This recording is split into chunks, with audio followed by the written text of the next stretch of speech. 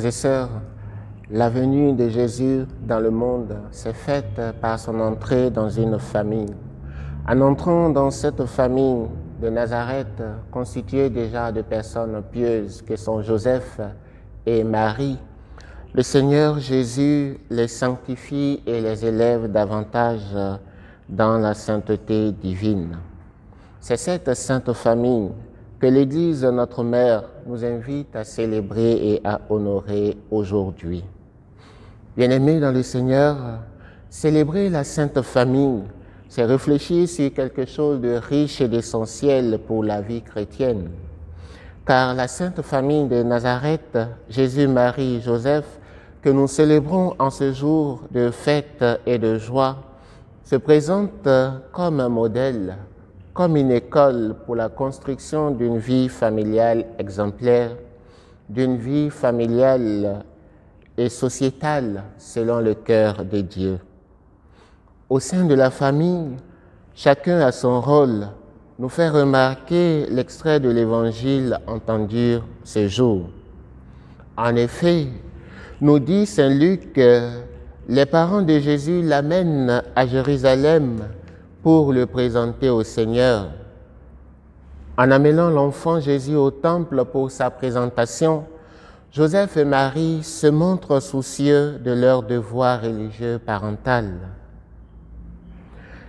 Et cet acte, ils le posent avec amour et reconnaissance pour ce que Dieu a fait pour eux. C'est donc guidé par l'amour et en signe de reconnaissance qu'ils vont au temple pour présenter leur enfant. Présenter son enfant au Seigneur, c'est le mettre sous la protection divine et sur toutes les bénédictions divines, pour qu'il soit fortifié par le Seigneur. C'est au Seigneur que l'enfant est présenté et à lui seul, non à aucune autre divinité.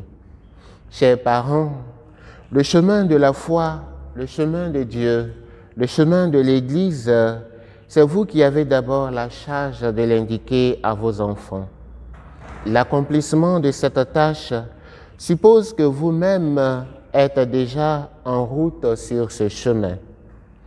À travers ce récit, nous découvrons que la place de l'enfant se trouve auprès de ses parents et sous le regard bienveillant de Dieu et non dans la rue, parce qu'il est encore un être fragile.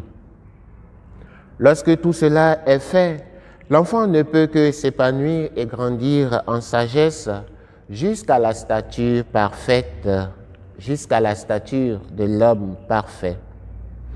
L'événement de la présentation se déroule au temple. Or, le temple est le lieu de l'habitation du Seigneur. Cela signifie que toute la famille est sous le regard bienveillant de Dieu. Ce n'est pas seulement l'enfant.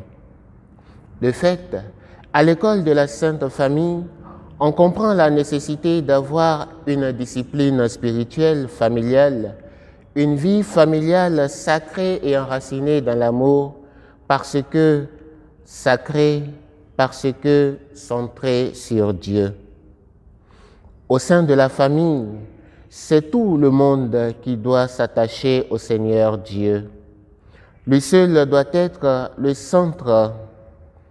Quand toute la famille se confie à Dieu, il fait beau vivre, il ne fait plus nuit et plus rien ne peut l'ébranler.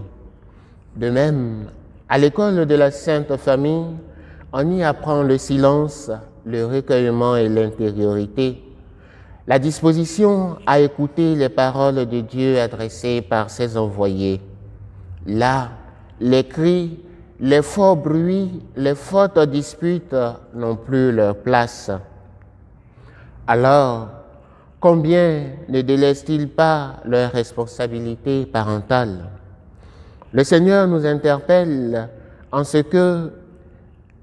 car ce que nous propose le monde d'aujourd'hui, surtout avec les lois sur l'institution maritale et familiale, est souvent bien loin de ce que doit être la famille selon le cœur de Dieu.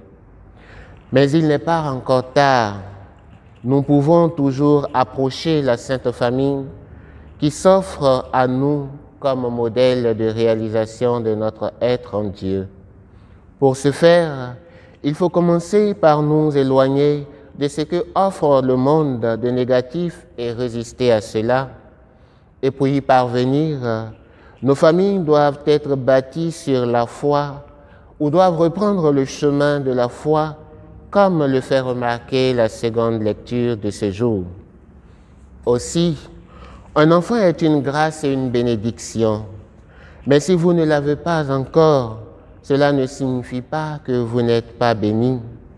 Dieu est fidèle et ses promesses se réalisent.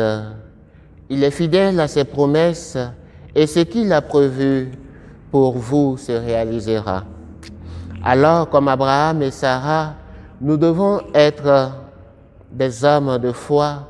Nous devons avoir la foi, car la foi nous fait découvrir au-delà de tout les merveilles du Seigneur dans notre vie. Par elle, nous voyons se réaliser les promesses de Dieu pour nous, comme ce fut le cas pour Abraham et Sarah, à travers la conception et la naissance de Isaac, en dépit de leur âge avancé. Frères et sœurs, joie pour les cœurs qui cherchent Dieu et qui s'attachent à lui, joie pour les cœurs qui ont foi en Dieu, car ils ne seront jamais déçus. Comme le rappelle le vieillard Siméon, le Sauveur que Dieu nous donne, le Seigneur Jésus est entré dans nos vies. Il est lumière pour le monde.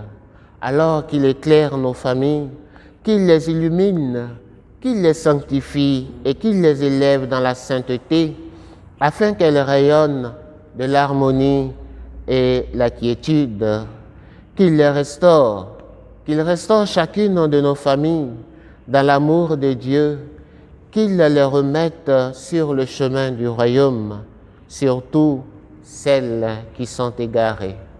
Que Dieu lui-même nous y aide. Joyeux Noël à tous.